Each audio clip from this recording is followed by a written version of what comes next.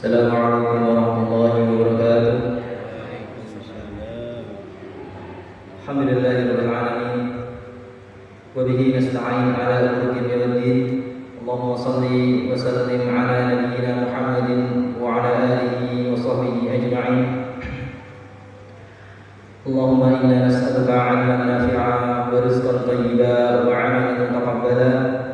Allahumma anfa'na bima 'allamtana wa 'allimna ma yanfa'una wa zidna 'ilman. Rabbi shrah li sadri wa yassir li amri wahlul 'uqdatam min lisani yafqahu qawli. Rabbana zalamna anfusana wa in lam taghfir lana wa tarhamna lanakunanna minal khasirin. Allahumma la 'ilma lana illa ma 'allamtana innaka antal 'alimul hakim. Amma ba'du. Jamaah Masjid Sabilillah yang semoga dilakukan oleh Allah Subhanahu wa taala. Pertama-tama kita ucapkan puji dan syukur kita kepada Allah Subhanahu wa taala yang mana atas karunia-Nya kita semua masih bisa berkumpul di salah satu rumah-rumahnya, yang apabila kita diundang di rumah orang-orang yang terkenal di dunia, kita pasti senang. Anda diundang di rumah bupati, senang sekali. Diundang di rumah presiden apa-apa, kelihatannya nggak mungkin. Tapi pasti sangat senang. Namun anehnya, kita ini kalau diundang ke rumah Allah agak kurang senang. Padahal Allah yang memiliki langit dan bumi dan segala isinya. Yang kedua, salawat serta salam semoga tercurah kepada junjungan kita Nabi Muhammad sallallahu alaihi wasallam, kepada keluarganya, kemudian kepada sahabatnya, dan kepada para pengikutnya sampai hari akhir kelak. Jamaah Sabilillah yang semoga dimuliakan oleh Allah Subhanahu wa taala. Mengawali kultum pada sore hari ini, saya ucapkan terima kasih yang sebesar-besarnya kepada jamaah Masjid Sabilillah secara umum, juga kepada para takmir Masjid Sabilillah secara khusus, yang mana atas wasilah mereka lah saya pribadi bisa kembali bertegur sapa dengan Kaimanan. Jadi saya alumni SMA Negeri 1 Kaimanan tahun 2016. Kemudian bertolak ke Surabaya 2 tahun di Mahat Umar bin Al-Khattab Surabaya, masih berenang di ANCF. Setelahnya kemudian melanjutkan pendidikan di Sudan melalui jalur seleksi pemenang tahun 2018, dan baru berakhir di tahun 2023 Februari. Kemudian saya berangkat ke Makkah dan Madinah dan tinggal di sana kurang lebih 2 bulan, dan baru pulang ke Indonesia sekitar bulan April tahun 2023 kemarin. Kemudian setelahnya 2 pekan di rumah. Setelah itu saya kemudian berangkat ke Yogyakarta. Jadi hanya 2 pekan saja di rumah, dan mengajar di Yogyakarta kurang lebih 1 tahun. Dan sekarang berpindah lagi di Semarang, Kabupaten Semarang, tepatnya di Pondok Pesantren Al-Makkah Getasan yang terletak di Kabupaten Semarang. Jemaah Masjid Sabilillah yang semoga dimuliakan oleh Allah Subhanahu wa taala. Pertemuan kali ini itu tidak terlalu formal ya. Jadi kita insya Allah pada pertemuan kali ini hanya untuk berkenalan. Kemudian yang kedua adalah juga tentang memilih tema-tema yang hendak kita kaji di kesempatan-kesempatan yang ada.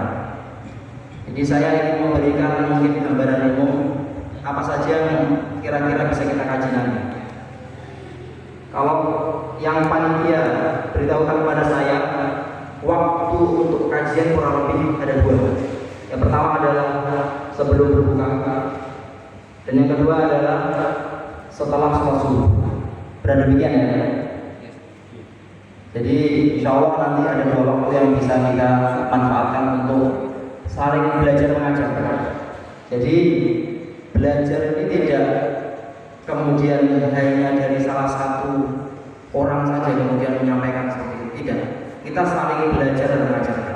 Jadi kalau nanti ada penyampaian saya kurang berkenan, silahkan disampaikan. Kita saling belajar sama-sama sama lain.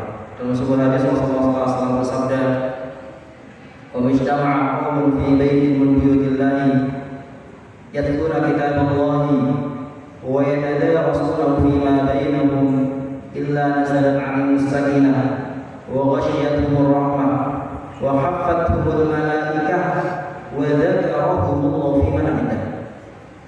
Jadi Rasulullah SAW bersabda, dan tidaklah suatu kaum berkumpul di salah satu dari rumah Allah. Apa yang mereka lakukan di sana? Yatluna kitaballah. Mereka saling membaca Al-Quran, mengkaji Al-Quran. Wa yatadarasunahu fima bainahum. Saling belajar mengajar. Dalam hadis ini Rasulullah SAW menggunakan lafaz yatadaras. Kalau yang pernah belajar bahasa Arab, lafaz yatadaras itu beda dengan lafaz yadrus atau yudaris. Yatadaras artinya saling belajar mengajar. Kalau yadrus artinya belajar. Kalau yudaris itu mengajar.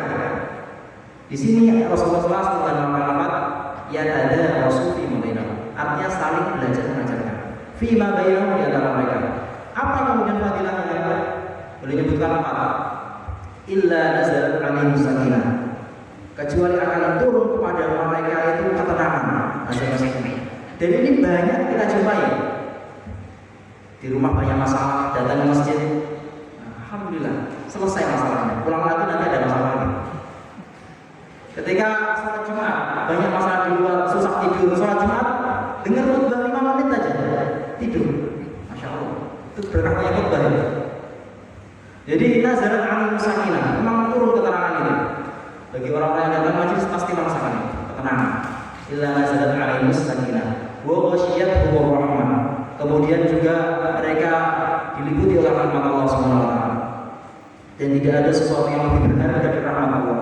Dalam sebuah hadis Rasulullah SAW menyebutkan, "Ma dakhala ahadun al-jannata bi'amalihi." Tidak ada satu orang pun yang bisa masuk surga dengan amalannya. Kemudian sahabat bertanya, "Bala anta ya Rasulullah?" Kalau Anda bagaimana Rasulullah? "Wala ana." Saya pun juga kayak gitu. Illa ayyadghammadana Allah bi rahmatihi. Kecuali Allah memberikan rahmatnya kepada kita. Dan rahmat Allah itu sangat luar biasa. Illa nazalat 'alaihim sakinah wa ghashiyatuhum rahmah wa haffathumul malaikah. Dan mereka semua itu dikelilingi oleh malaikat. Anda bisa lihat samping kanan kiri. Sebetulnya itu ada malaikat. Cuma karena malaikat yang kelihatan adalah ya wajah teman-teman kita. Bahaya nanti kalau kita bisa melihat malaikat, lari kita ketakutan. Yang terakhir adalah wadzakarahumullahu fi man indah. Ini adalah fadilah yang paling agung. Wadzakarahumullahu fi man indah.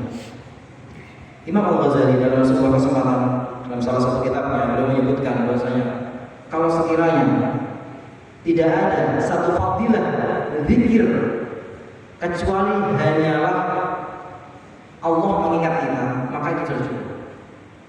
Jadi fadilah zikir yang paling besar menurut Imam Al-Ghazali itu adalah ketika Allah menyebutkan fadhkuruni adzkurkum. Dan itu fadilah yang paling besar. Jadi fadilah zikir itu bukan kemudian baca sekian jodohnya lancar, rezekinya lancar, apalagi kaya dan bukan.